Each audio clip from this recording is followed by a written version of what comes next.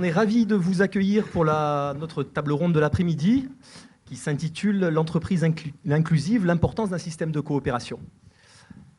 Alors, on va avoir à peu près 1 heure d'échange, de débat, j'espère, intéressant. Et puis, n'hésitez pas, si à l'issue de ces débats, si vous avez des questions à poser.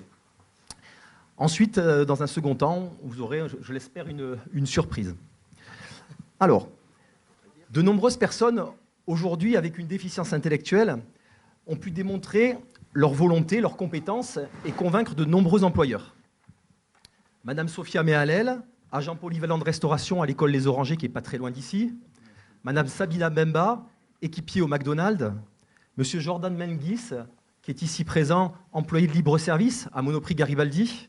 Mesdames Claire Vernier, Alicia Messissi, Marion Ruiz, qui sont toutes 3 vendeuses sur des magasins H&M du département.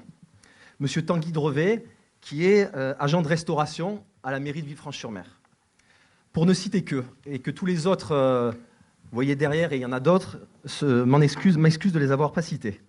Si les personnes en situation de handicap rencontrent encore aujourd'hui plus de difficultés en matière d'insertion professionnelle, cette difficulté, elle est sans doute encore plus accrue pour les personnes avec une déficience intellectuelle, notamment avec une trisomie 21. Méconnaissance, peur du handicap, représentation erronée ou préjugée, peur de mal accompagner parfois ces personnes ou de mal faire, difficulté aussi à imaginer les adaptations nécessaires qui seraient à mettre en œuvre. Jusqu'ici, bien souvent, dans des établissements spécialisés d'aide par le travail ou des structures en milieu protégé, elles souhaitent, pour beaucoup, vivre de plus en plus en société et travailler dans des entreprises de droit commun. Elles sont confortées dans ces projets par la loi de 2005 que beaucoup d'entre vous doivent connaître sur l'égalité des droits, des chances, la participation et la citoyenneté des personnes handicapées du 11 février 2005. Ces nouvelles volontés nécessitent aux acteurs du secteur spécialisé de s'ouvrir et d'accompagner ces nouvelles attentes, mais elles nécessitent aussi en même temps aux entreprises de coopérer avec des services et des structures médico-sociales. L'association Trisomie 21 a souhaité montrer en quoi, et c'est ce qui va animer les débats aujourd'hui, en quoi la mise en œuvre d'une logique de coopération permet, selon elle, de lever d'éventuelles craintes et d'éventuels freins, et de faciliter tout au long du parcours la mise en œuvre du projet professionnel des personnes avec une déficience intellectuelle. C'est cette démarche qui va animer la tenue de cette table ronde aujourd'hui autour du projet professionnel de Théo Mroziewicz au sein de l'hôpital privé gériatrique Les Sources. À l'issue de cette table ronde, la petite surprise, je vais la lâcher tout de suite, l'association Trisomie 21 Alpes-Maritimes remettra pour la 2e année consécutive les coups de cœur entreprises inclusives qui récompensent des entreprises qui ont mis en œuvre toute une dynamique inclusive. Mais avant que les différents acteurs de cette table ronde se présentent, je vous propose de regarder le film créé par la FEAP en coopération avec l'hôpital privé gériatrique Les Sources, intitulé tout simplement « Le contrat de Théo » qui nous permettra, j'espère, d'introduire nos échanges.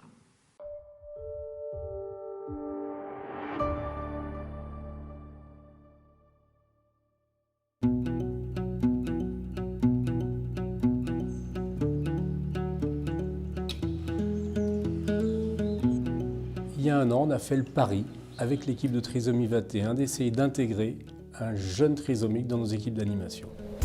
Salut Théo, ça va? Ouais, toi. Nous, ça va. Donc, dès le début du projet, notre ambition, ça a été de réussir. Et donc on s'est dit que si on voulait que ça puisse marcher, on allait se heurter à des a priori importants et qu'il fallait les déminer avant. Donc on a pris beaucoup de temps. Et on a travaillé avec nos équipes, on leur a appris ce que c'était que la trisomie. On a travaillé avec les familles. Et c'est quand au bout de 6 mois, tout le monde a eu envie de ce projet, après l'avoir compris, qu'on a démarré. Mais surtout, c'est important de rappeler à ces personnes, donc ça, tu leur rappelles. C'est une adaptation particulière au poste. On a essayé de réfléchir ensemble donc avec le service d'accompagnement et la structure pour construire une fiche de poste adaptée pour Théo avec des tâches bien précises pour qu'il puisse se repérer à la fois dans le temps et dans les actions qui lui sont confiées pour créer un environnement sécure pour Théo pour qu'il se sente bien dans son travail.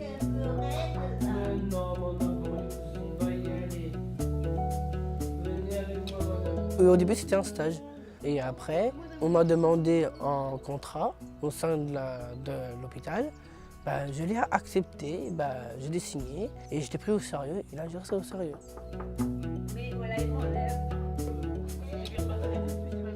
C'est énorme. Je suis en contrat, je suis en CDD, je suis content, je suis payé quoi. Et là, je suis à fond.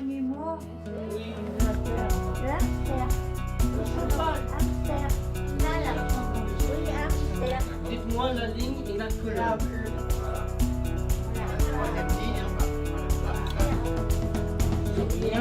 C'est du bonheur quotidien parce qu'il apporte, Théo, il est toujours positif. Il est bien apprécié par nos patients. Voilà, parce que c'est sa jeunesse, parce que c'est son personnage qui représente, c'est tout ça. Je vous protège, parce qu'elle est très très méchante, elle a toujours le bâton là, elle est très forte. J'ai dit non, attendez, donnez-lui une chance. Donnez-lui une chance. Compte tenu de la grande réussite du projet, on est en train de penser à maintenant le professionnaliser pour qu'il devienne réellement un professionnel d'animation et pour aller un jour vers un vrai CDI.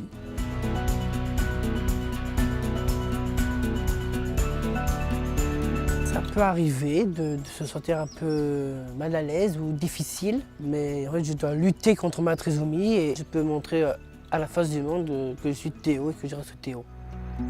Et voilà.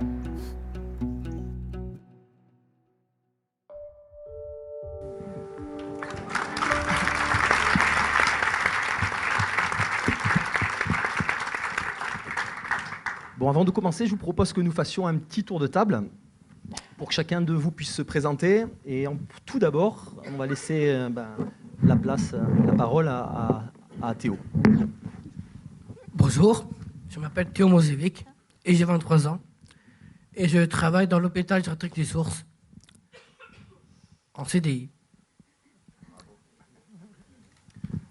Je vais vous laisser la place, monsieur Place. Monsieur Place, il est resté. C'est pas grave. Donc Hervé Ferrand, je suis le directeur général de l'hôpital privé gériatrique Les Sources depuis maintenant 7 ans et on va essayer de vous montrer comment on a mis ça en place. Et ce qui est agréable pour moi, c'est que ce film est déjà ancien. Il est de 2017 et on annonçait qu'on allait aller vers un CDI et vous avez déjà dit qu'on y est arrivé. Donc ça me fait plaisir parce que ce qu'on annonçait, on a réussi à y arriver grâce à lui. Je m'excuse, c'est qu'en fait, je suis inquiet depuis tout à l'heure parce que la personne suivante, ça devait être monsieur Place. Et je suis angoissé depuis 1 heure parce que monsieur Place ne pourra pas venir aujourd'hui. Donc, je laisse la place à madame Rouanet. Je ne me suis pas trompé. Bonjour à tous, Magali Rouanet, je suis responsable administrative sur la gestion du personnel. Et c'est vrai qu'on a travaillé 3 bonnes années sur ce projet magnifique et qu'on a, je pense, une belle réussite. Donc Christine Pérez, responsable d'animation en USLD, donc voilà, tutrice de Théo et vraiment beau projet et belle réussite et je suis ravie. Olivier Le Saint. Et bonjour, Olivier Le Saint, donc directeur du Cap Emploi. Et voilà. Tu nous expliqueras après un peu plus le rôle justement de Cap Emploi dans ce projet. C'est vrai que dans ce projet, le rôle, c'est vraiment, on va dire, un rôle central et puis parmi tous les partenaires. Voilà. Donc on en parlera tout à l'heure, mais on vous expliquera. Audrey. Audrey Serré, donc je suis directrice de la plateforme ressources Trisomie 21 qui accompagne Théo. Et le meilleur pour la fin, hein, c'est ça?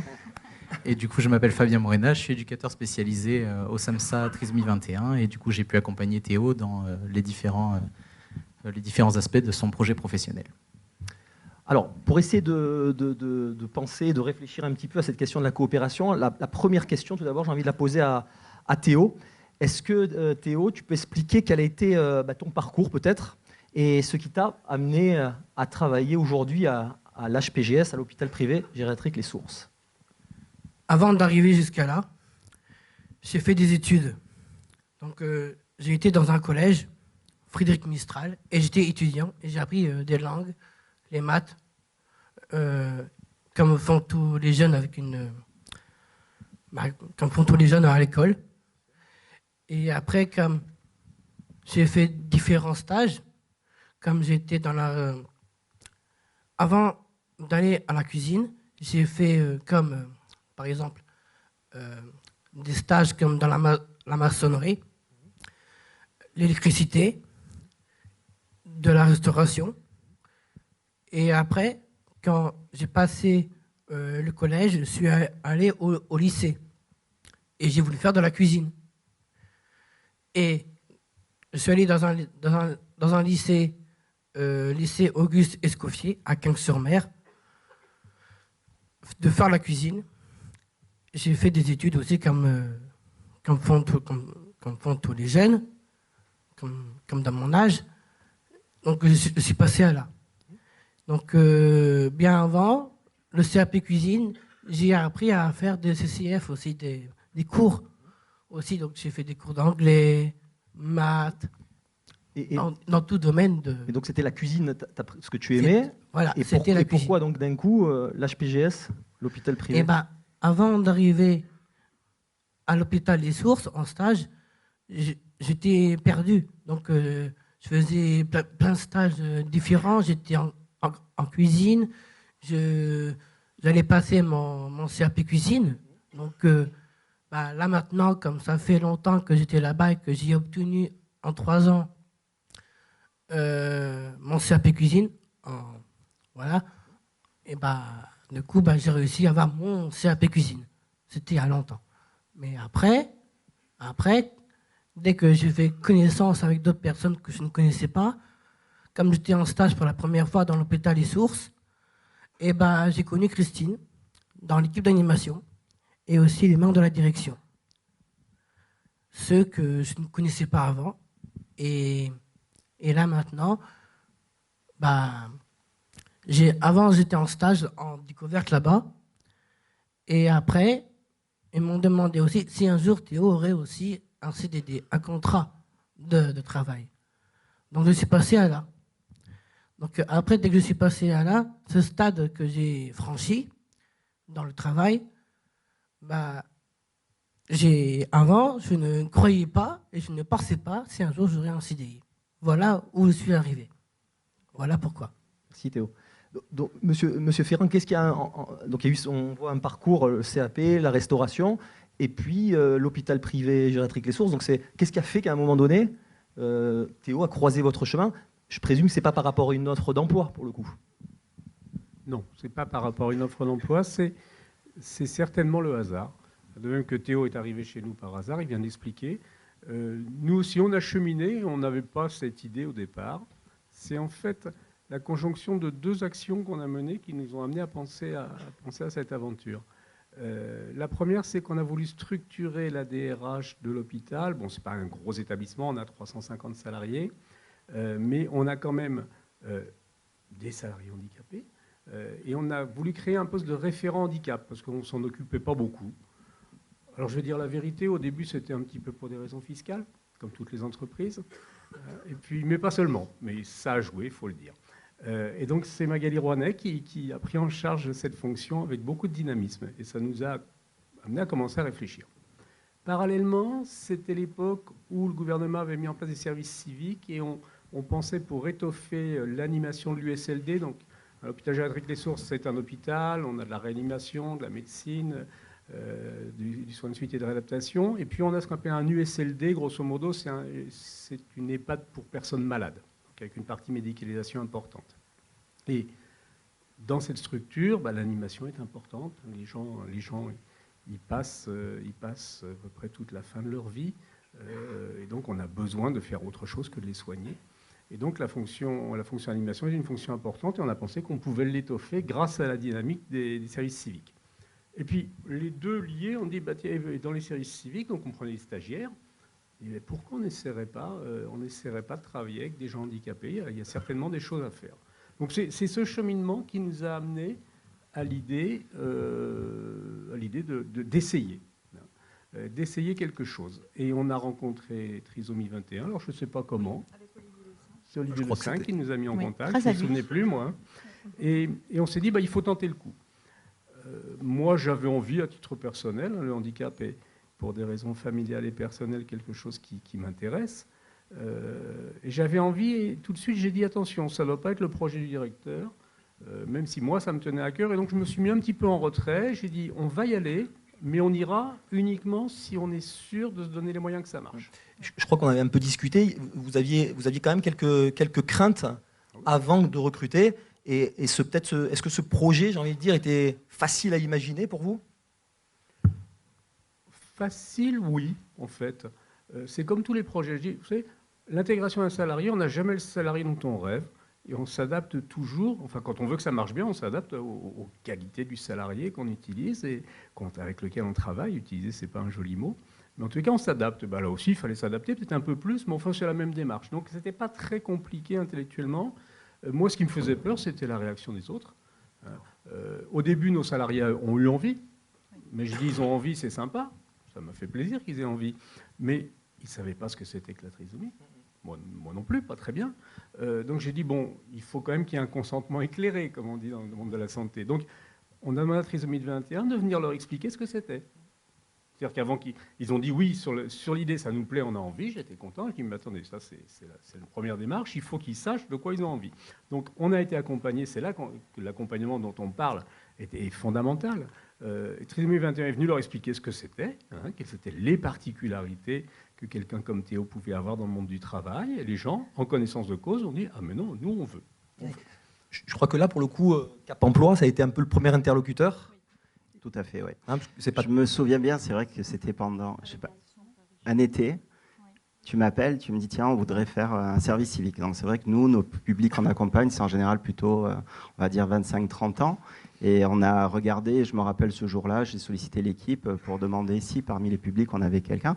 Et en réfléchissant, j'avais eu l'idée de rebondir sur quelque chose, une mesure qui a 2012-2013 qui avait bien fonctionné, qu'on avait déjà démarré un partenariat avec Trisomie 21, c'est les emplois d'avenir. Donc suite à ça, on a développé à l'époque, c'est Alexandre que j'ai vu passer tout à l'heure, Richon, et l'idée c'était de se dire, par rapport à ces publics jeunes que nous on n'a pas forcément à Cap Emploi, on va essayer, ça fait aussi le rôle du Cap Emploi, des partenariats avec tous les associations, et du coup on s'est rapproché d'Alexandre et on a commencé à regarder qui on pouvait présenter.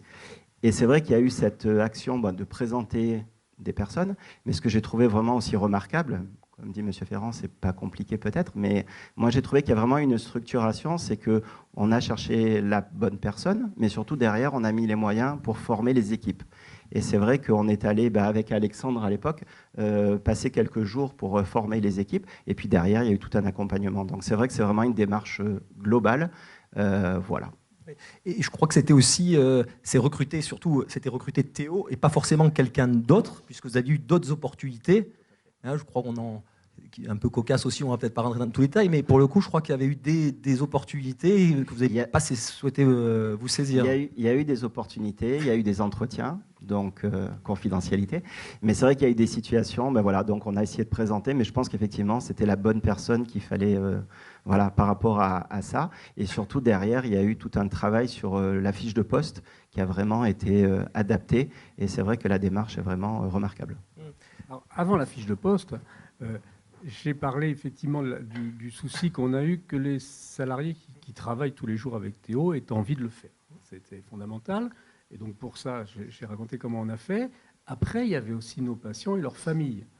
Il fallait aussi qu'il y ait cette acceptation. Celle-là m'inquiétait plus. C'est celle-là dont je n'étais pas certain. J'étais sûr que les salariés, quand on leur aurait expliqué, j'étais sûr que ça allait marcher. Je l'imaginais. Les familles, je n'étais pas certain du tout. Et curieusement, ils ont adhéré, mais alors tout de suite. On trouvait que c'était une bonne idée. Donc une fois qu'on a eu ces deux choses-là, on a démarré le premier stage. Donc ça a été le premier levier, ça a été de vous dire on prépare l'environnement, on sensibilise avant même de penser la prise de fonction de Théo. Audrey Serré, peut-être par rapport à la question des sensibilisations, pourquoi ce choix-là, justement, d'aller sensibiliser l'environnement, parfois même en dehors, je crois, de situations accompagnées par les services?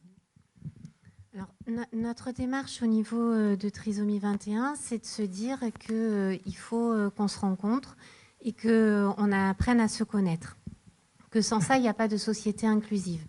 Donc, du coup, dans notre manière d'accompagner les personnes, on a choisi d'un côté d'accompagner les projets de vie et donc de mettre en œuvre tous les accompagnements nécessaires auprès de la personne, et ça, Fabien en parlera. Et d'un autre côté, on a décidé de mettre en place ce qu'on appelle un appui ressources à l'environnement qui permet que tant dans le milieu alors de l'emploi, mais ça peut être le milieu de la santé, le milieu des loisirs, on puisse faire appel à nous dans l'optique de se sentir plus en compétence d'accueillir une personne et de permettre justement à des personnes avec une déficience intellectuelle d'accéder à leur projet de vie. Alors c'est une table ronde ouverte, hein, donc si vous avez aussi des questions, vous n'hésitez pas, hein, il n'y a pas de problème. Alors on a bien compris qu'il y avait tout un environnement qui était d'abord rassuré, c'était la première étape. Ensuite, alors j'ai envie de plutôt me retourner vers toi Magali, c'est quelles ont été peut-être les étapes justement quand vous avez décidé de vous lancer dans cette aventure? Est-ce qu'il y a eu des étapes réfléchies en amont? Là, pour vraiment revenir sur la première étape vis-à-vis de nos salariés, c'est une étape qui a quand même pris plus de 6 mois pour leur faire, entre guillemets, alors accepter, c'est peut-être pas le mot, mais vraiment les faire adhérer à ce projet, pour leur en parler. Olivier nous a accompagnés énormément, Alexandre, Fabien et tout, pour vraiment tout leur montrer. Et puis après, on a laissé passer l'été. On a fait reposer, entre guillemets, ce projet, justement. Et c'est eux-mêmes qui sont venus vers nous en nous disant bah alors, vous faites quoi on n'y va pas, vous avez tout abandonné et tout. Et là, on s'est dit bon, bah, c'est sûr, avec ça, on est obligé de réussir. Oui, on est vraiment obligé de réussir. On est resté en contact donc, avec Cap Emploi pour après nous aider administrativement. Parce que bon, c'est pas simple pour nous en tout cas, pour pouvoir donc créer ces stages, ces périodes de 1 mois au départ aussi. Il fallait que Théo aussi soit content d'être avec nous aussi, de passer après sur des contrats de 6 mois petit à petit et de 1 an aussi. Donc c'est vrai qu'on est sur une durée de plus de 3 ans, mais... Donc là, le Cap Emploi était une ressource aussi énorme, par rapport oui. au stage, c'est ça? C'est indispensable. Oui, en fait, c'est vrai qu'on est parti sur des périodes, ce qu'on appelle des PMSMP, des périodes de mise en situation.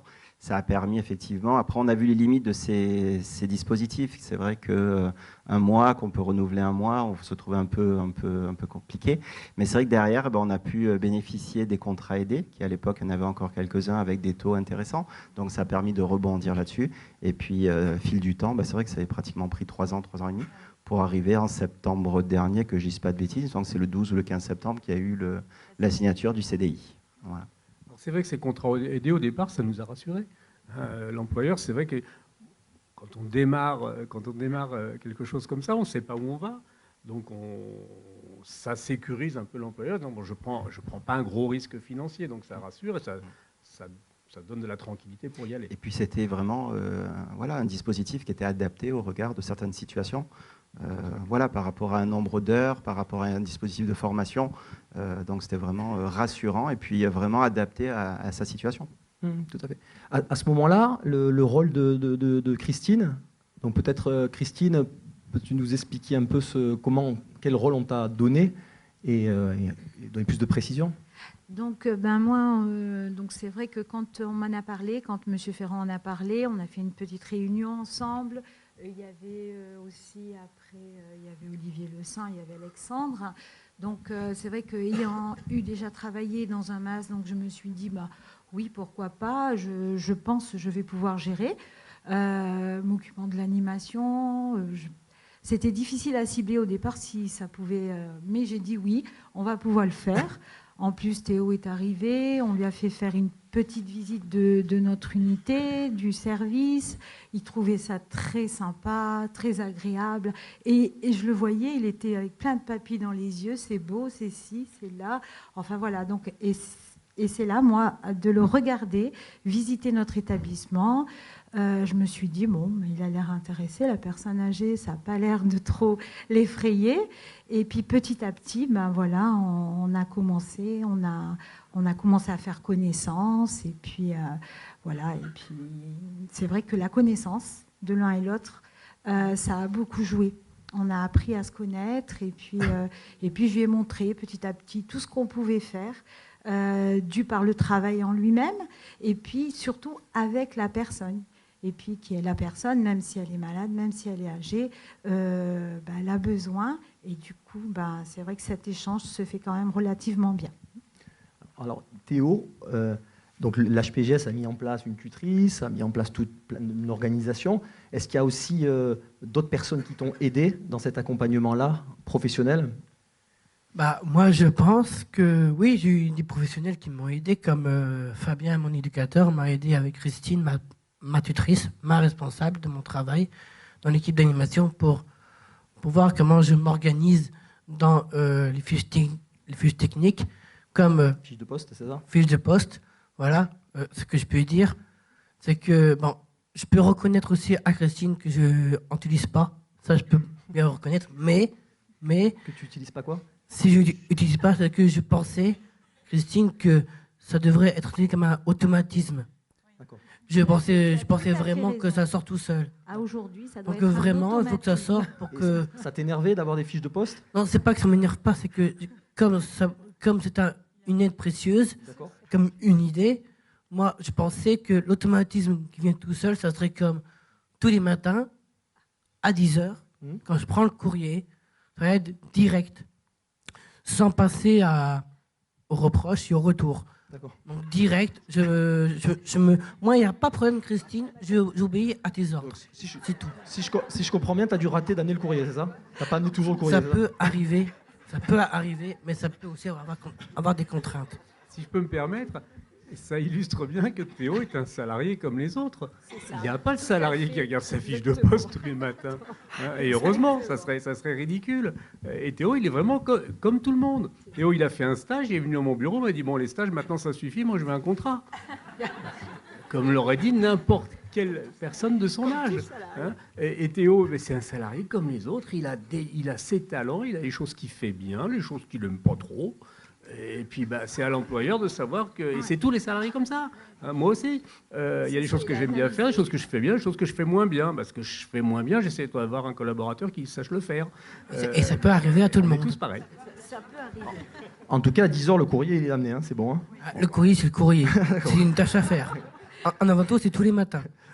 Alors Fabien, justement, dans ce lien, justement, je crois, préparatoire aussi, et dans la continuité, quel peut être le rôle d'un éducateur spécialisé dans un service comme le tien?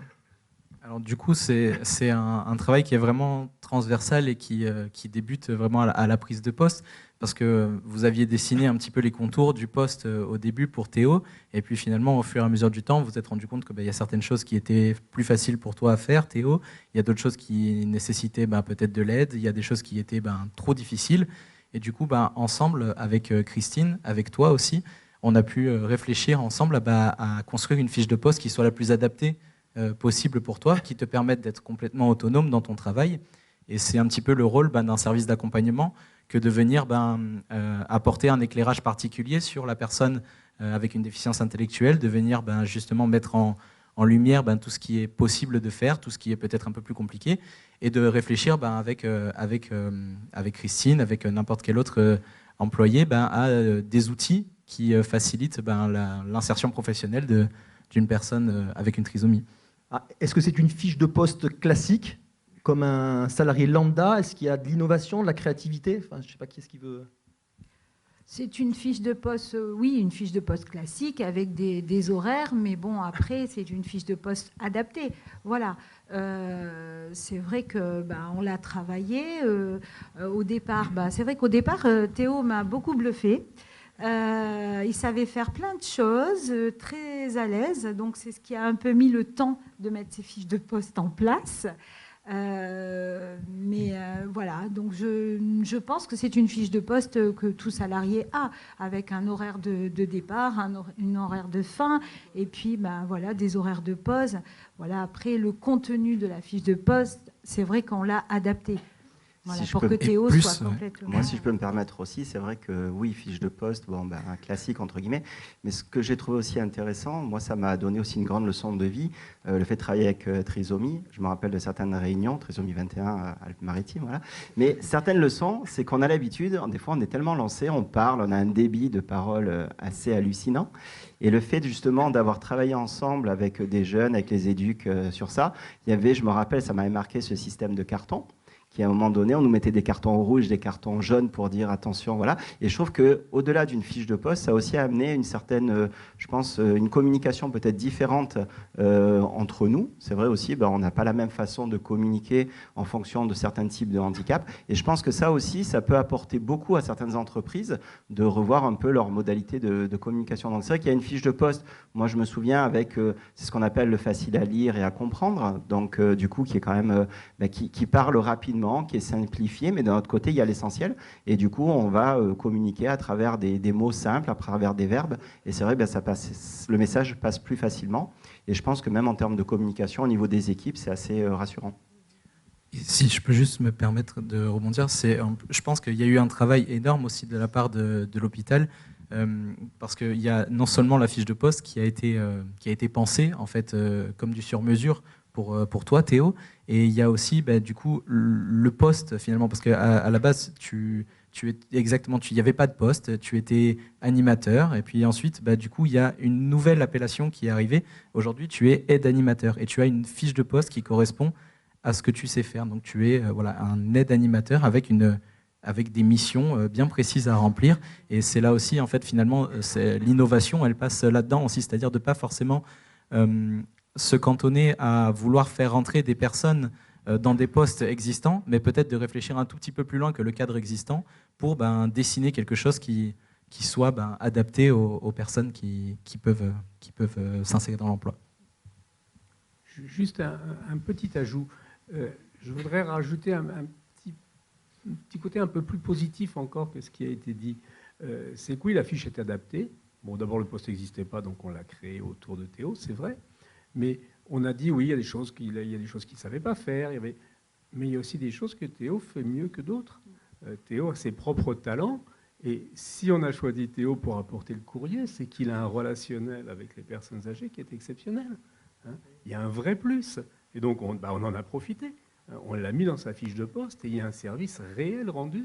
Et je crois que vraiment, pour nos patients qui sont des patients extrêmement fragiles, le contact avec Théo qui a sa propre fragilité, c'est quelque chose d'extrêmement positif. Donc je dirais que l'adaptation, oui, mais l'adaptation, ce n'est pas que vers du négatif. Il y a aussi des choses qu'on n'aurait pas pu faire avec un autre salarié. Théo, tu peux nous raconter un petit peu tes horaires de travail ou comment se déroule une journée de travail? En fait, la journée du travail, quand je commence le matin, dès que j'arrive de mon bus, 5, Rémy-les-Sources, c'est à 10h. Alors 10h déjà, 10h pile, je vais directement au standard pour prendre le courrier et aussi les journaux. 10h05, embêtant. 10h pile. 10h pile. 10h, c'est 10h.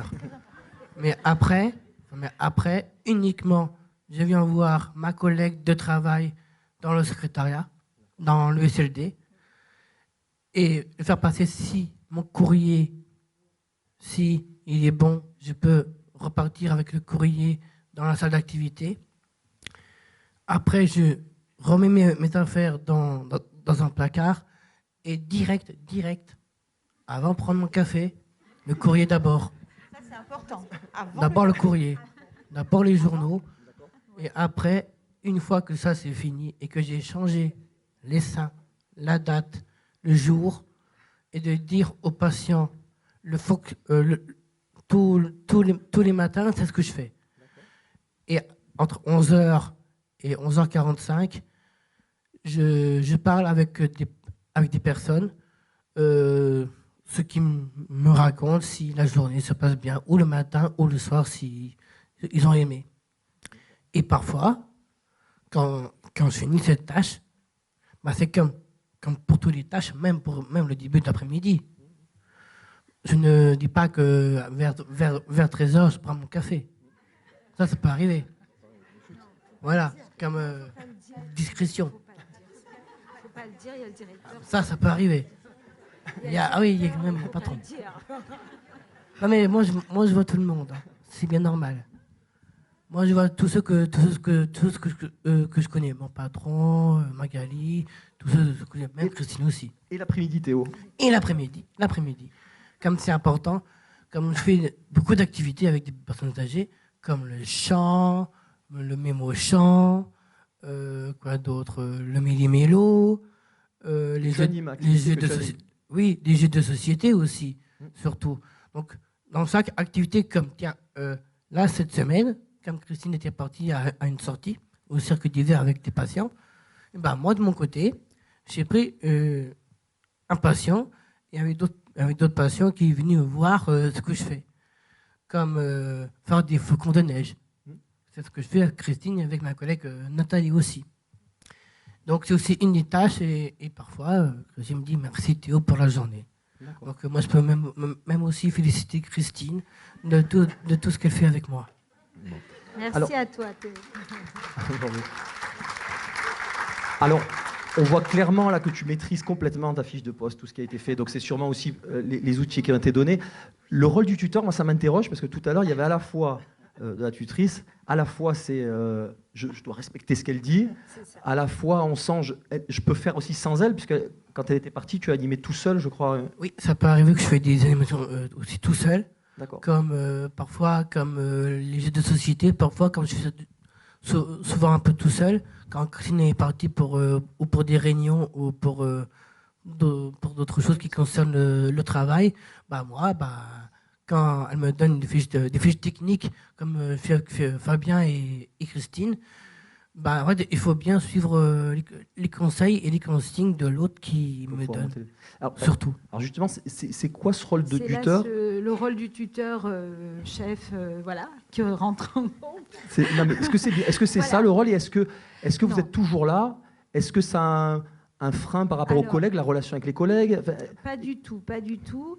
Je suis donc c'est vrai que le rôle les consignes ici c'est vrai que c'est pour rendre Théo autonome, du fait que quand je suis pas là pour X raisons, Théo est capable. Pour moi, j'estime qu'il est capable de prendre un jeu du moment qu'il a la consigne, la consigne du jeu a été aussi adaptée. C'est des jeux tout basiques, les jeux de société tout basiques que nos patients apprécient. Donc voilà, du coup, c'est vrai qu'il a ses fiches, il va. Et il va surtout à l'encontre, je ne suis pas seule, bien évidemment, quand je ne suis pas là, il va à l'encontre des soignants. Le soignant sait très bien quand Théo est seul. Et du coup, il y a toujours quelqu'un qui peut, s'il a besoin, des fois il n'a pas du tout besoin, Théo, il est très, s'il a une difficulté qu'il va rencontrer par rapport à nos patients, il peut rencontrer une difficulté dans le brancardage, dans le comportement, dans tout. Il sait maintenant, ça a mis du temps quand même, ça a mis du temps parce que Théo avait l'impression de vraiment fonctionner tout seul. Ça a mis du temps, mais il a quand même... maintenant, je peux dire, il va vers l'autre sans problème. Il va vers le soignant s'il a besoin. Il demande aussi au soignant. Voilà. Donc, c'est pour ça. Et c'est vrai que ces fiches-là, donc, après, je ne suis pas la responsable sèche, non. J'ai eu cette... voilà. Mais c'est lui qui m'a appris à revenir responsable. Ça, je dois l'avouer, parce que, il m'a énormément bluffé au tout début. Et c'est vrai que Théo, comme nos résidents, je me suis laissée attendrir. Et du coup, Et plouf, Théo, Et du coup, je trouve ce qui était chouette aussi, c'est dans ce travail de coopération, c'est qu'on en a beaucoup discuté. Moi, souvent, quand je viens sur ton lieu professionnel, Théo, je passe du temps avec toi, mais je passe aussi beaucoup de temps avec toi, Christine. Et du coup, c'est un accompagnement finalement qui est global et ça permet de réfléchir vraiment tous ensemble à la meilleure manière d'intervenir, à la meilleure manière de t'accompagner aussi, Théo, dans ton travail. Et je trouve que vous aviez une posture qui est vraiment d'une grande humilité aussi, c'est-à-dire que vous nous avez souvent dit aussi que vous ne saviez pas comment faire. Alors nous non plus, des fois, souvent. Mais du coup, en tout cas, quand on fait cet aveu-là, quand on se dit qu'on ne sait pas, au moins on peut se poser pour y réfléchir et pour trouver des solutions ensemble. Et je trouve que c'est la vraie richesse d'un travail partenarial et d'un travail de coopération que de mettre justement ton devenir, Théo, ton projet professionnel au centre et de réfléchir ensemble à pouvoir lever les différents freins qui peuvent exister. Qu'est-ce que tu en penses, toi, Théo, justement, d'avoir un éducateur qui passe sur ton travail, d'avoir une tutrice? Comment tu ressens les choses? Qu'est-ce que tu penses là-dessus? Moi, je pense que c'est une tutrice et aussi mon éducateur Fabien. Ils m'ont aidé aussi pour l'organisation de mon programme dans l'équipe d'animation pour des activités et surtout pour des repas à thème aussi, ce que je peux dire. J'ai une ergothérapeute, Alba, qui m'a aidé aussi pour brancarder, dans le brancardage. Et ça devient comme un automatisme. Il faut que je fasse attention à la personne, surtout aussi aux tâches qu'on m'a données, et surtout l'organisation que Fabien me donne aussi avec Christine, c'est de bien me concentrer sur la tâche. Donc la tâche qu'on m'a donnée, c'est une mission. Et la mission, c'est de respecter l'engagement, mais surtout aussi de respecter aussi les ordres que Christine me donne aussi. Christine, un peu autoritaire. Elle n'est pas du tout comme ça, c'est pour ça qu'elle n'est pas du tout comme ça, on la connaît bien. Il y a une sorte, on voit quand même qu'il y a un chemin des uns vers les autres, c'est-à-dire à la fois des acteurs médico-sociaux, parce qu'il n'y a pas qu'effectivement Fabien, il y a également Alba qui doit être par là, qui est ergothérapeute dans la salle, mais c'est aussi, je trouve, comme disait Fabien, une certaine humilité de l'entreprise, parce qu'à un moment donné, c'est aussi de pouvoir être dans, on ne sait pas forcément, nous on ne sait pas le travail, et vous, est-ce que vous voulez dire un mot là-dessus ? Oui, des évidences, malheureusement, tout le monde peut les dire à ma place, je crois. C'était pas du tout notre domaine de compétence. Donc, les particularismes de Théo, on ne les maîtrisait pas. Hein, et au début, Théo, tu nous l'as dit, des fois tu étais en difficulté, c'était compliqué pour toi. Et là, dans ces phases-là, nous, on n'avait pas les compétences qu'il fallait. Non. Donc, vraiment, on avait besoin de Trisomie 21 pour être à nos côtés, parce que sinon ça aurait certainement pas, on ne serait pas allé au bout. On aurait eu des blocages, je crois qu'on n'aurait pas su gérer. Donc oui, on a bien sûr besoin de la compétence des... Mais de la même manière que nous, on doit être aussi humble. C'est-à-dire qu'on a cette compétence technique-là, mais en aucun cas la compétence de l'entreprise. Donc du coup, c'est vraiment, dans ce qu'on disait tout à l'heure, une connaissance de l'un vers l'autre et également, du coup, une connaissance de la personne. On part bien du fonctionnement de la personne dans son environnement, avec une mise en lumière particulière de ses compétences. On a bien vu là qu'il y a toute une fiche de poste qui a été construite pas à pas, mais au regard de qui est Théo, des besoins de l'entreprise, et là-dessus se rajoutent les compétences de trisomie 21. Donc l'un sans l'autre, ça ne peut pas marcher, c'est pas possible. Ça veut dire aussi peut-être qu'un jour, il n'y aura plus d'éducateurs ou pas, ou est-ce que c'est une obligation pour toute la vie? Est-ce que Théo le souhaite aussi? J'en sais rien. Est-ce qu'il y aura peut-être plus besoin d'une tutrice? Est-ce que vous l'imaginez même pas? Enfin, Non, pour l'instant, je crois qu'on n'en est même pas encore là. C'est pas parce que Théo a signé son CDI que le projet est terminé. Tout s'arrête. Non, bien au contraire. Il faut qu'on continue à travailler avec Cap Emploi, avec Olivier Le Saint. Il faut qu'on continue à travailler avec Trisomie 21 des Alpes-Maritimes. On ne peut pas rester seul et se dire ça y est, c'est bon, Théo, tu es bien intégré dans l'établissement. Non, c'est pas possible. Il faut vraiment qu'on continue. Et du coup, peut-être en parallèle, ça va créer encore des projets, mais on continue vraiment avec eux, c'est obligé. Je dirais juste que là-dessus, on n'a pas d'objectif. On va voir comment ça se passe.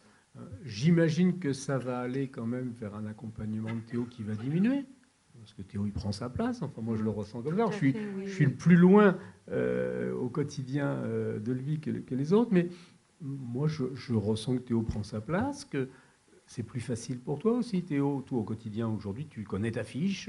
Oui, c'est ce qu'on attend tout à fait. de toi. Donc, je pense que ça va s'alléger. Il n'y a pas de raison que ça s'arrête complètement. Mais j'imagine que ça va s'alléger. Mais là-dessus, on ne s'est pas fixé l'objectif. On verra. C'est en fonction de toi, Théo, je crois. Si, en fonction de moi. Et par contre, ce que je peux dire aussi, j'aimerais faire une formation pour des activités et uniquement pour la personne âgée. Parce que, comme j'en parle aussi à ma responsable Christine, ce serait important que j'aimerais faire une formation pour la personne âgée et uniquement pour la personne âgée, si tu veux bien, Christine. Je crois qu'il y a des questions aussi, c'est ça dans la salle? Pas du tout. Oui. Et après, on va repartir quand même sur cette question de la formation.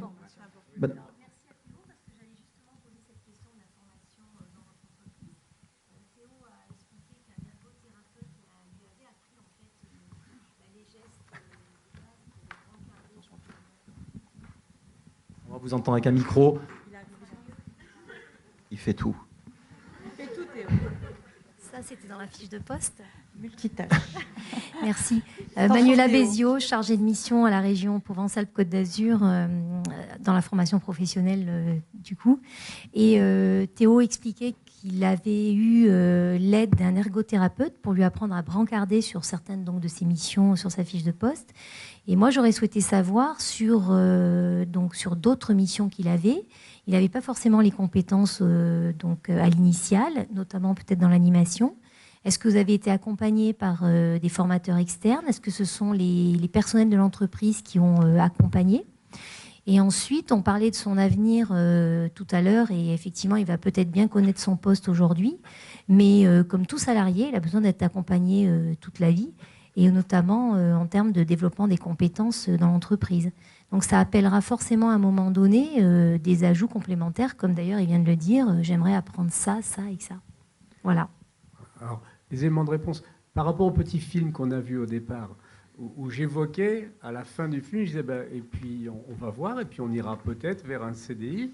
Et je crois, je ne sais plus comment je l'avais formulé, mais le pacte qu'on a passé avec Théo dessus, c'est tu te formes, tu te professionnalises, et tu auras un CDI quand tu auras un métier, entre guillemets.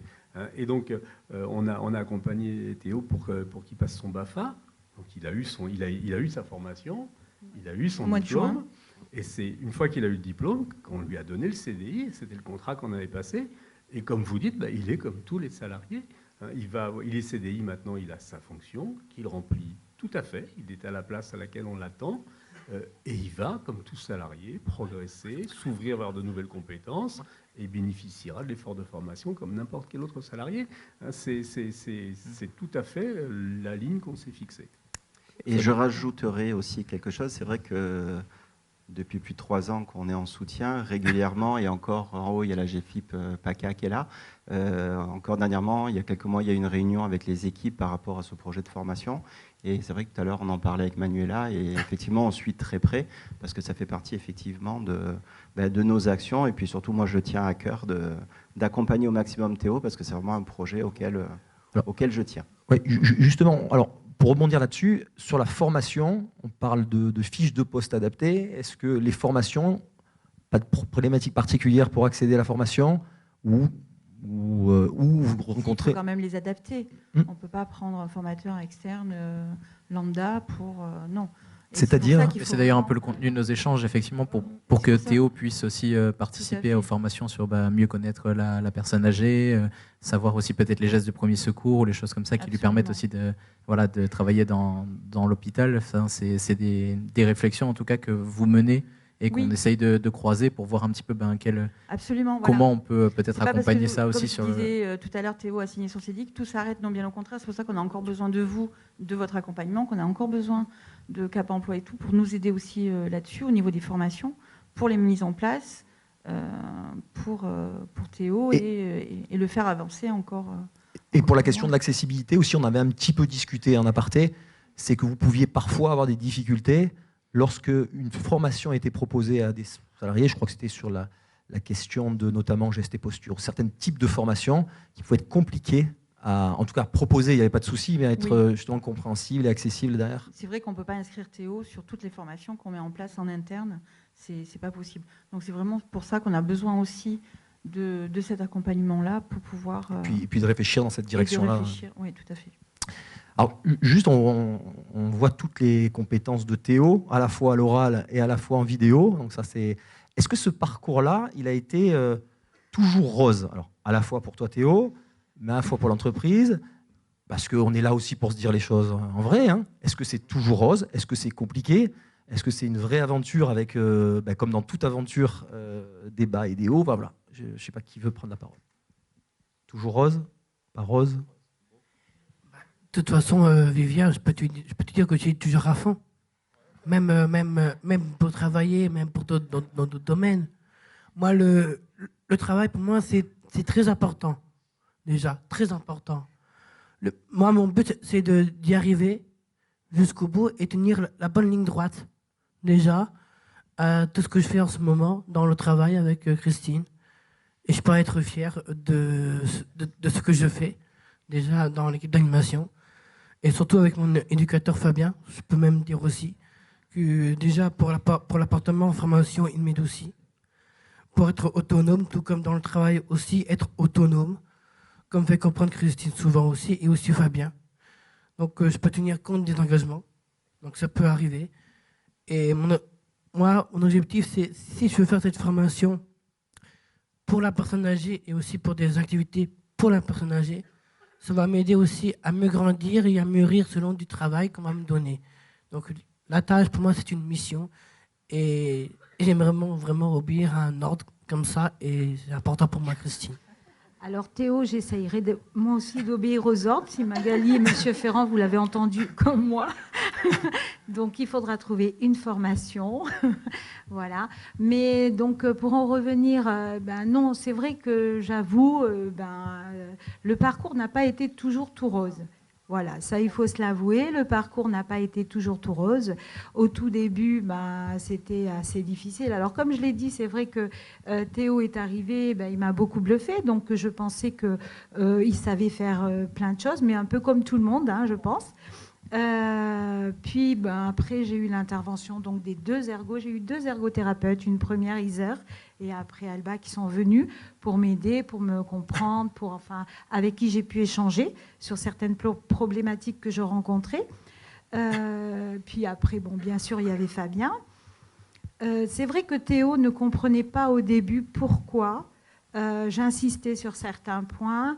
Parce que vu par rapport à notre public, dès que je donnais des consignes ou dès que Théo je faisais un reproche, il allait se réfugier auprès de notre public, de nos patients.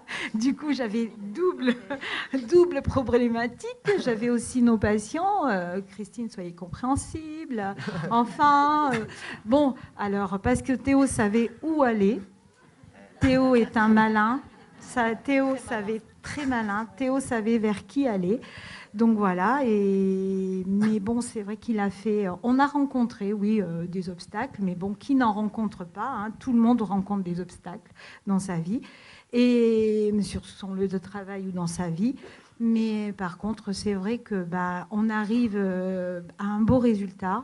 Et c'est vrai que moi, j'en suis aussi très fière. Tu peux en être fière, Théo, même si je donne des consignes, même si j'ai repris la semaine dernière encore des consignes sur le courrier, mais tu peux en être fière. Voilà. Quelqu'un d'autre? Non. Non, moi, tout ce que je dirais, c'est que, lui dire qu'il en est fier. Mais je dis aussi à Jordan, je ne sais pas où il est, moi, je sais que des fois, on est venu me voir en me disant c'est grâce à vous Cap Emploi. Moi, comme je leur dis souvent, c'est pas grâce à nous, c'est grâce à toi, grâce aux autres. Donc, c'est votre personnalité. Et après, l'intelligence aussi que j'ai trouvée ici, c'est qu'il y a des stats au niveau national, 80% des situations de handicap, est-ce qu'on les voit ou on ne les voit pas? Je pense que vous êtes tous au courant. Mais là, on se retrouve face à un projet où, effectivement, on est face à quelqu'un, on doit tout adapter, on doit se remettre en cause. Puis quand on voit Là, il parle, mais quand on voit le sourire et le dynamique qui donne, à soi-même, c'est des leçons de vie. Donc, à un moment donné, je pense que si on n'est pas capable de se donner les moyens en tant que personne, d'essayer de faire l'effort pour, on n'a rien compris, entre guillemets, à la vie. Et là, je trouve qu'effectivement, on s'est retrouvé face à une situation où les enjeux n'étaient pas évidents vis-à-vis des salariés, vis-à-vis de... Mais l'intelligence de M. Ferrand et toutes les équipes, ça a été d'organiser les choses. Il y a eu un accompagnement, on a construit une fiche de poste. Et finalement, le plus beau aujourd'hui, même lui, il a amené des choses que les autres peut-être n'avaient pas. Et voilà, donc c'est grâce à toi. Maintenant, il faut continuer. En gros, tu as répondu à la question que je voulais poser. Non, mais c'est bien, parce que l'objectif, c'est que chacun puisse peut-être, à son tour, quelles peuvent être les clés de réussite, quels peut-être conseils, s'il y en a à donner, sans prétention, parce que de toute façon, vous n'êtes pas là-dedans, mais quelles recommandations peut-être à des entreprises qui sont là aujourd'hui, qui auraient envie de se lancer un petit peu dans cette aventure-là? Est-ce que vous auriez chacun en quelques mots, on arrive à la fin de cette table ronde, mais qu'est-ce que vous pourriez dire? Moi, si je peux dire, c'est vrai que c'est d'apprendre à se connaître, laisser le temps. C'est vrai que je rejoins Olivier quand il nous a présenté Jordan lors d'une formation de tutorat. C'est vrai que son parcours, Jordan, très beau, mais pas du tout le même secteur que nous. Donc moi, dans ma tête, déjà, je me dis, mais comment je vais faire? Qu'est-ce que je vais lui donner? Qu'est-ce que je vais donner à cette personne qui va venir chez nous? Donc c'était déjà toutes ces questions-là, parce que c'est vrai qu'on voyait bien que Jordan était complètement intégré dans son entreprise, il gérait, Et puis c'est vrai que c'est surtout se laisser le temps de se connaître, de ne pas hésiter à échanger, de ne pas avoir honte d'aller vers l'autre et de dire non, je ne sais pas comment je peux adapter, comment je peux faire ci, comment je peux faire là. Et c'est ça, je pense, aussi la clé de la réussite, quoi, de se laisser... Oui, de la patience et vraiment et de la préparation du projet avant l'arrivée de Théo, pour nous en tout cas. C'est vraiment de préparer entre guillemets, le terrain. C'est vraiment primordial si vraiment on veut que le projet il réussisse. Juste un petit mot sur le contrat de Théo. On a eu peur quand même parce qu'on arrivait au projet, on arrivait à la signature du contrat. Donc on a dit à Théo, on va te préparer le contrat CDI, on va te le faire signer. Mais il a demandé à avoir quelques jours de réflexion. Et comme donc, ça. Voilà. Donc on s'est dit, oula, c'est Théo. Il va peut-être changer de structure, il va peut-être partir. À l'issue de cette conférence, il y a une demande d'augmentation, je pense. Oui, tout à fait. Donc il est venu quelques jours après nous dire, ok, j'accepte le CDI. Donc on a eu de la chance.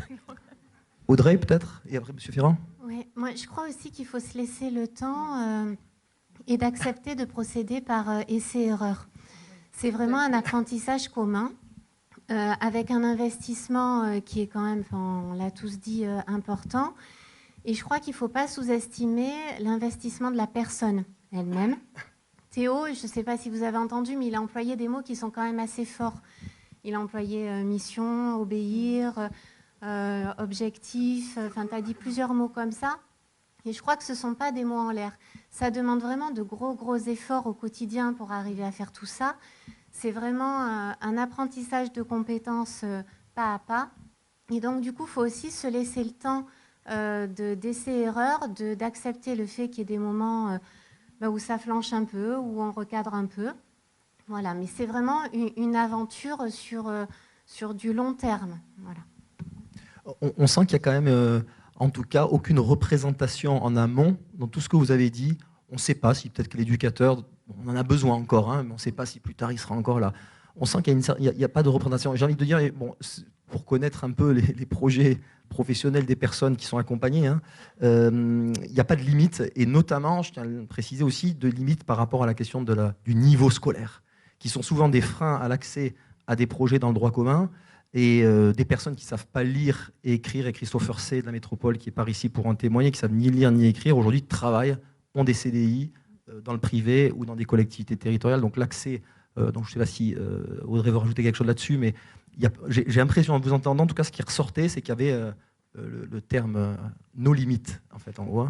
Il n'y a pas de question de limite au niveau des apprentissages, mais je pense aussi qu'il ne faut pas se fixer de limite dans les tâches proposées.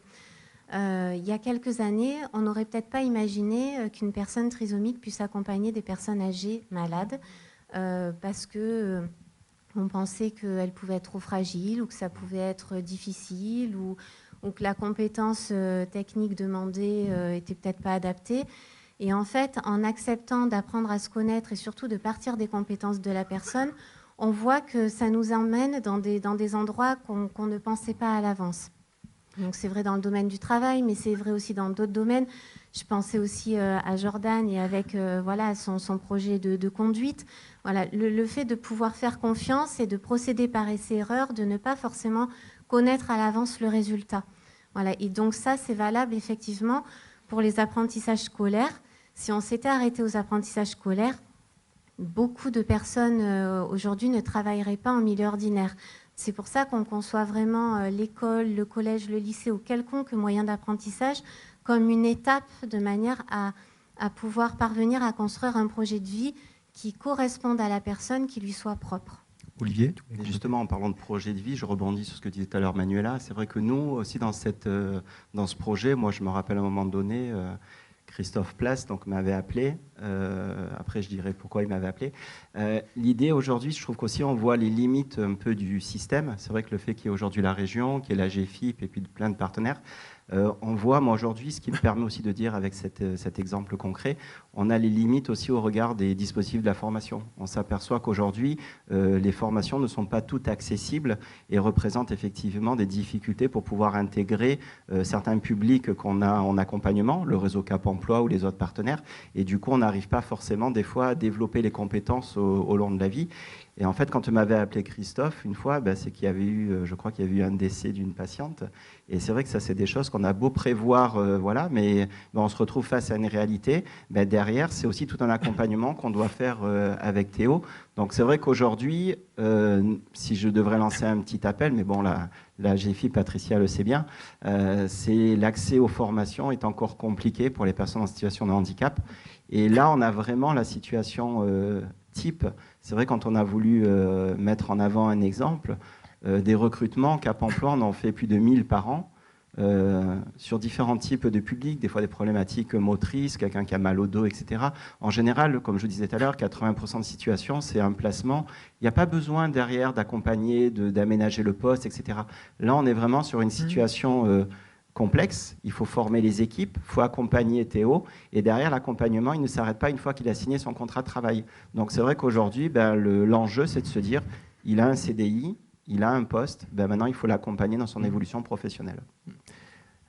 Oui, si je puis me permettre aussi de rajouter par rapport à la formation, notre problématique à nous, c'est qu'on ne fait pas partie de la GFI.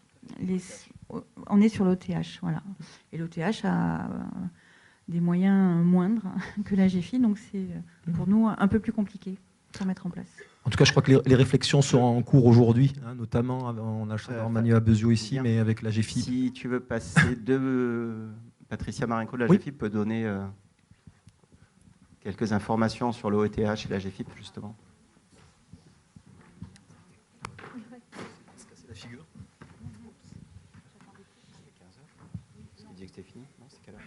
Oui, pour répondre sur ce que dit Olivier, donc effectivement, ce n'est pas simple.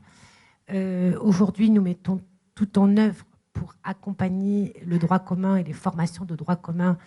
Et c'est ce qu'on a essayé de faire rapidement ce matin en vous présentant la ressource handicap formation.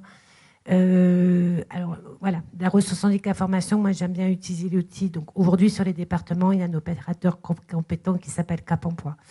Mais il y a quand même beaucoup de situations. Et l'idée, c'est de mettre une ressource à disposition des acteurs de la formation au sens large du terme. Et l'image que je prends, c'est un peu le monsieur ou la dame qui a la boîte à outils.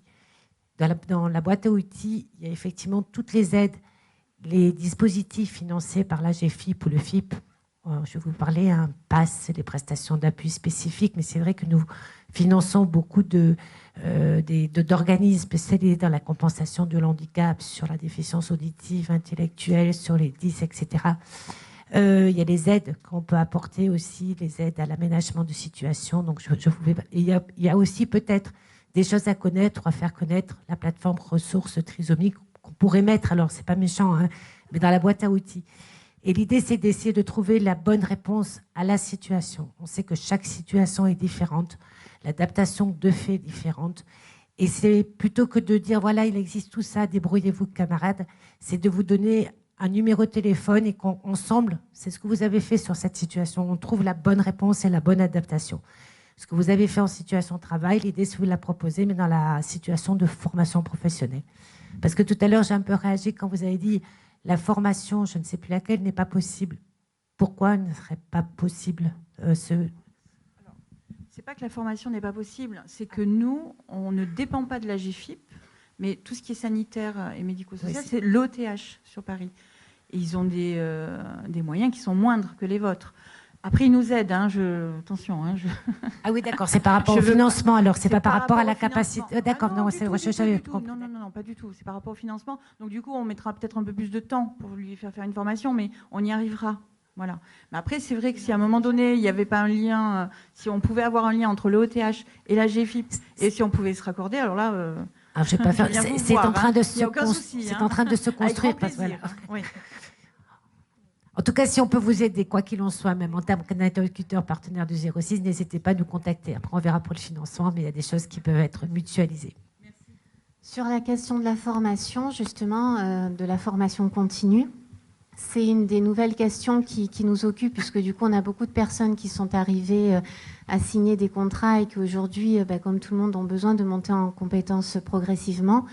Et on est en train de lancer un projet de réflexion, un projet expérimental, toujours en lien avec l'HPGS notamment, avec le Conseil régional et la GFIP. On va travailler justement à essayer de mettre en œuvre un concept de formation inclusive. Donc, qui pourrait permettre à Théo, mais à toute autre personne qui a une déficience intellectuelle, de pouvoir participer aux sessions de formation avec ses collègues, au même titre que, que les autres en tant que salariés, peut-être avec des techniques d'animation, un vocabulaire différent. C'est tout un concept à inventer, et on est en train de lancer ce projet-là, et on aura un partenariat Trisomie 21 France qui nous aidera. Alors, juste à la salle, il y avait une première remarque ou question, je ne sais pas. Oui, bonjour. C'était une question plutôt. Moi, je me suis souvent aperçu que quand je rencontrais quelqu'un, quel qu'il soit, il y avait à la fois un don de ma part et puis aussi un recevoir. Et donc ma question s'adresse plutôt à M. Ferrand, à Mme Rouanet, il y a des gens qui ont accueilli Théo dans leur entreprise. En quoi est-ce que ça les a enrichis? Je suppose que oui, je crus entendre, mais au-delà de la situation, et plus largement, pour donner envie aussi peut-être à d'autres entreprises de faire la même démarche, j'aimerais bien entendre de votre point de vue, qu'est-ce que c'est qui vous a enrichi dans cette expérience, à la fois la démarche, l'accueil, mais aussi ce que vous avez dû remédier, mettre en place pour, et puis aujourd'hui avec un peu plus de temps, avec la conclusion de ce CDI. Merci. Écoutez, merci pour votre question, parce que c'est ce que je voulais dire en conclusion. On a parlé de la façon dont on a cheminé, etc. Donc je commence juste avant de vous répondre. Les facteurs clés de succès, c'est bien sûr d'abord d'en avoir envie, mais pas que ce soit le patron qui en ait envie. Donc c'était le premier travail, c'est que tout le monde en ait envie. Et c'est un premier élément de réponse à votre question. C'est un facteur qui soude les salariés d'une entreprise. C'est l'idée qu'on fait quelque chose de bien ensemble. Alors, on fait partie de la FEAP, c'est les établissements privés non lucratifs, on n'est pas des gros méchants qui pensent qu'à l'argent, loin de là. Mais ça, je crois que dans toutes les entreprises, on peut le retrouver. Les salariés sont contents, je parle sous votre contrôle, ensemble d'avoir fait ça. Et ce que ça apporte, c'est d'avoir le sourire de Théo le midi au self, où il mange avec tout le monde. Et tous les salariés de l'entreprise ont conscience qu'on a réussi ensemble, et ça valorise les gens. Donc ça nous a tous valorisés, je crois, dans l'entreprise. On est tous très contents, et c'est ça que ça nous a apporté. C'est se dire, on a fait quelque chose d'intéressant. Et puis, en plus, aujourd'hui, alors, moi, je dis, je suis le directeur de l'entreprise, je suis un peu loin du quotidien. Tout à l'heure, on parlait du rose. Oui, pour moi, ça a été rose depuis le début. Ça avance bien. Ça avance bien, ça se développe bien. On est parti du stage, on est passé par le CDD, on est passé par le CDI. À chaque fois, on dit, pour passer de ça à ça, il faut tel objectif, on l'a atteint. Donc moi, j'ai trouvé que c'était très rose tout du long. Mais le dernier truc que je veux dire, c'est que vraiment, si ça a marché, c'est parce qu'il y a des gens qui se sont impliqués beaucoup plus fortement que moi, et en particulier Christine, qui est quand même tous les jours l'interlocuteur de Théo. C'est grâce à Christine que ça a marché. Et à Fabien, qui sont vraiment avec Théo, et qui ont su canaliser sa dynamique. Parce qu'il y avait aussi, et on n'aurait pas réussi s'il n'y avait pas la motivation de Théo que vous avez tous ressenti. Théo, c'est pas parce qu'il a signé le CDI que le lendemain, il n'a plus envie de travailler. Il a toujours envie, il l'a exprimé, il est d'une grande sincérité, il a parlé de mission, et je crois que c'est vraiment comme ça qu'il ressent. Quand il arrive le matin, il a sa mission à accomplir, et il repart le soir, il est content, il l'accomplit. Voilà tout ce qui fait que ça marche. Et pour une entreprise, c'est du faire ensemble, c'est du lien social, et faire quelque chose de bien ensemble, ça fait du bien à l'entreprise, vraiment. Et ça apporte beaucoup. On va pas tarder à terminer. Olivier, juste, après, il y avait une question. Je rajouterais juste la compétence aussi. Parce que c'est vrai que souvent, nous, il y a des questions d'employeurs qui doivent recruter du fait de l'obligation, j'ai besoin de quelqu'un. Mais c'est vrai que nous, notre rôle aussi, c'est d'expliquer qu'on va valider des projets professionnels au regard, certes, d'une aptitude médicale, physique, etc. Mais d'un autre côté, on vérifie aussi que la personne a la compétence au regard du métier. Après, je rejoins ce que disait tout à l'heure Fabien. Vivien, pardon, c'est que des fois, on va effectivement se retrouver sur des niveaux d'études peut-être inférieurs par rapport aux exigences et aux prérequis. Donc c'est vrai qu'aujourd'hui, une entreprise, ce qu'elle peut gagner, c'est que par exemple sur le département, près de 9000 personnes en situation de handicap sont inscrites à Pôle emploi ou un peu plus. C'est en termes de sourcing, d'élargir son sourcing et de bénéficier d'un accompagnement spécialisé par les structures. On a la chance d'avoir un beau partenariat dans le 06, que ce soit le Cap Emploi avec toutes les associations qui œuvrent sur différents types de handicap. Ça permet d'élargir aussi le sourcing au niveau de vos recrutements. On va prendre une dernière intervention. Oui, bonjour, Daniel Alingri, Ariane Méditerranée. On est porteur des prestations d'appui spécifique handicap mental dans les Alpes-Maritimes et je voudrais rebondir à ce qu'a dit Patricia Barenco tout à l'heure concernant la formation, parce que c'est prévu dans la prestation d'appui spécifique d'accompagner les personnes en formation et pas simplement des personnes en emploi. Il y a cette possibilité donc de se mettre en rapport avec les centres de formation, avec les équipes pédagogiques pour pouvoir adapter les supports pédagogiques à la situation de handicap et de déficience intellectuelle. Voilà, c'est la réponse que je voulais donner. Merci. Alors, on va clôturer cette table ronde. Je voulais laisser la parole en dernier lieu, c'est à Théo, pour que tu nous parles. Il y a le travail, mais il n'y a pas que le travail dans la vie. Et moi, je voulais savoir, juste avant, pour finir, quels sont peut-être... tu es arrivé un peu à un aboutissement, le CDI, même si ce n'est pas un aboutissement, il y a plein d'autres choses après, mais quels sont peut-être tes rêves, peut-être tes projets? Et là, on peut sortir aussi du cadre professionnel. Qu'est-ce que tu as envie?